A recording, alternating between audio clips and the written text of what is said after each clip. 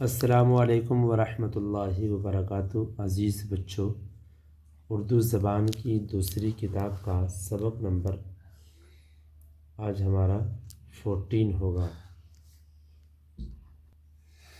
سبق نمبر 14، ایک اونٹ اور چوہا۔ نمبر 1، ایک بھاگا ہوا اونٹ جنگل میں آوارہ پھرتا تھا اور نکیل کی رسی زمین پر گھسٹ رہی تھی۔ ایک بھاگا ہوا اونٹ جنگل میں آوارہ پھرتا تھا اور نکیل کی رسی زمین پر گھسٹ رہی تھی۔ ہری ہری جھاڑیوں کے جھنڈ دیکھ کر ایک جگہ ٹھٹکا اور چرنے لگا۔ ایک جنگلی چوہے نے موقع پا کر اپنے دانتوں میں اس کی ڈوری پکڑ لی اور چاہا کہ اونٹ کو اپنے گھر لے جائے۔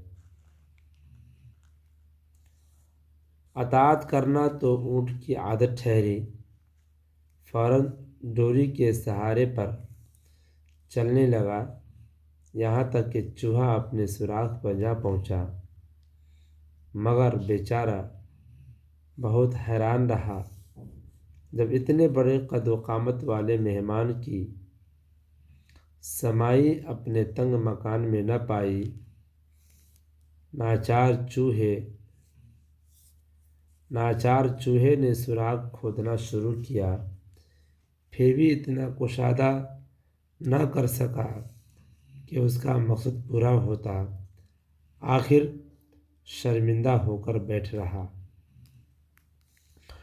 شاید تم ہنسو گے کہ بڑا ہی احمق چوہا تھا جس نے یہ بیہودہ خیال باندھا اور بے فائدہ کوشش کی، مگر تم غور کرو کہ جو آدمی فضول اور بیہودہ کاموں میں اپنی عمر ضائع کرتے ہیں، کیا وہ اس چوہے سے زیادہ نادان نہیں ہے؟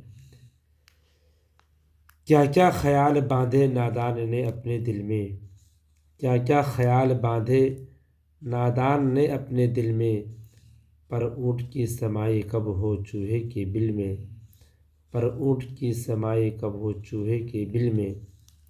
آوارہ، ناممکن، مقصد، قامت، کشادہ، اطاعت، ضائع، احمق۔ آوارہ، ناممکن، مقصد، قامت، کشادہ، اطاعت، ضائع، احمق۔